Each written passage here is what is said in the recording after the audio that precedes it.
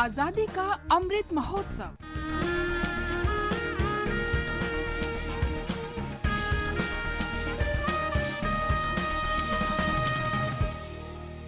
आजादी का सफर आकाशवाणी समाचार के साथ एक राष्ट्र का उदय। भारत का गौरवशाली स्वतंत्रता संग्राम आधुनिक विश्व में घटित महानतम संघर्षों में से एक है। आकाशवाणी समाचार प्रत्येक दिन इस शानदार संघर्ष की एक झलक आप तक पहुंचा रहा है।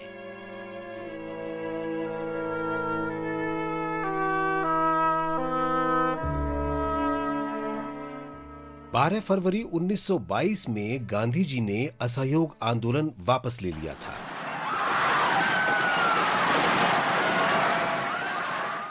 चौरी चौरा की घटना के बाद गांधी जी ने समझ लिया कि लोग अभी भी एक अहिंसक आंदोलन जारी रखने के लिए तैयार नहीं हैं। वे नहीं चाहते थे कि आंदोलन पुलिस और हिंसक भीड़ के बीच मात्र एक संघर्ष में बदल जाए। गांधी जी ने लोगों से हिंसा का रास्ता छोड़ने की अपील की और उपवास पर चले गए। I will fast as a penance for my part in arousing such emotions, and I will not stop until they stop. Gandhi ji के विचार में किसी भी आंदोलन में एक निश्चित दौर के बाद विराम भी होना चाहिए, जिससे लोग फिर से ऊर्जा अर्जित कर सकें और अधिक सशक्त होकर उभरें। 12 फरवरी 1922 को कांग्रेस के नेता बारडोली में मिले और असहयोग आंदोलन रोकने का प्रस्ताव मतदान के लिए रखा गया। बारडोली प्रस्ताव पारित होने के साथ ही असहयोग आंदोलन औपचारिक रूप से समाप्त हो गया।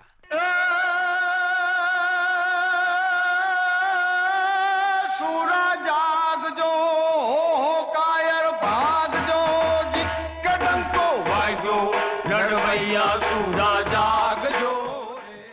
12 फरवरी का दिन बारडोली सत्याग्रह के लिए भी जाना जाता है। 1928 में इसी दिन गुजरात के बारडोली में सत्याग्रह शुरू हुआ था।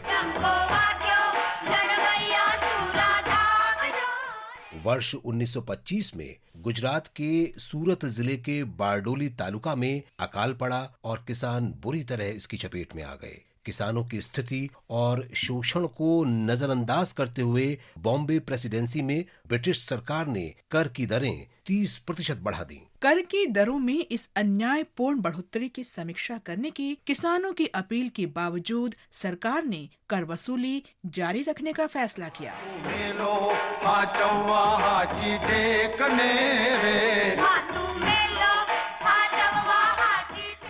जनवरी 1928 में गुजरात के कार्यकर्ता नरहरि पारिख, रविशंकर व्यास और मोहनलाल पंड्या ने किसानों से बातचीत की और वल्लभ भाई पटेल को सत्याग्रह का नेतृत्व करने के लिए आमंत्रित किया।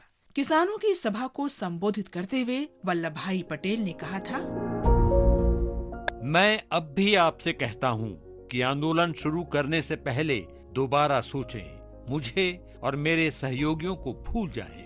यदि आप सोचते हैं कि आप शोषण और अन्याय का प्रतिरोध करेंगे तो संघर्ष करें। आंदोलन को हल्के में ना लें। यदि आप विफल हो गए तो फिर कई वर्षों तक दोबारा उठ नहीं पाएंगे।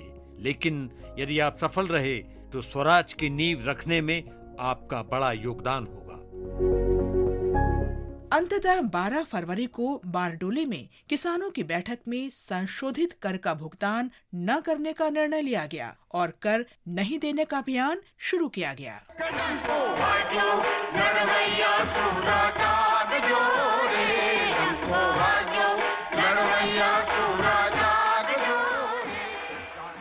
अभियान के दौरान करदाताओं ने संपत्ति कुर्क किए जाने पर भी राजस्व का भुगतान नहीं किया। उन्होंने सरकारी अधिकारियों का बहिष्कार किया और अपने खेतों में नहीं गए। किसानों ने बेदखली और जब्ती का अपने तरीके से प्रतिरोध किया। सरकारी कार्यालयों में किसानों को खबर देने वाले लोग थे जो उन्हें पहले ही सतर्क कर देते थे। जब अधिकारी राजस्व वसूल करने पहुंचते तो उन्हें गांव खाली मिलता। आंदोलन के स्वयं सेवकों में सभी जाति और वर्ग के लोग शामिल थे। वे भूमिहीन श्रमिकों के हित के लिए भी काम करते थे। बड़ी संख्या में महिलाओं ने भी आंदोलन में सक्रिय रूप से भाग लिया। हालांकि ये स्थानीय आंदोलन था, लेकिन इस पर पूरे देश का ध्यान गया और इसे राष्ट्रव्यापी समर्थन मिला।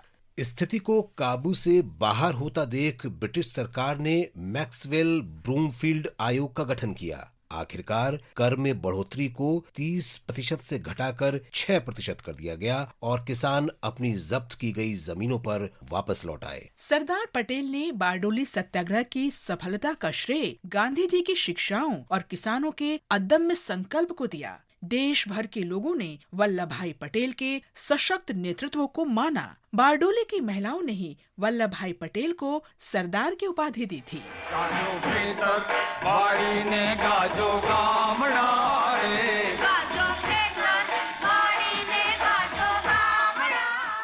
और अब आकाशवाणी समाचार के साथ आजादी का सफर की ये कड़ी यहीं संपन्न होती है।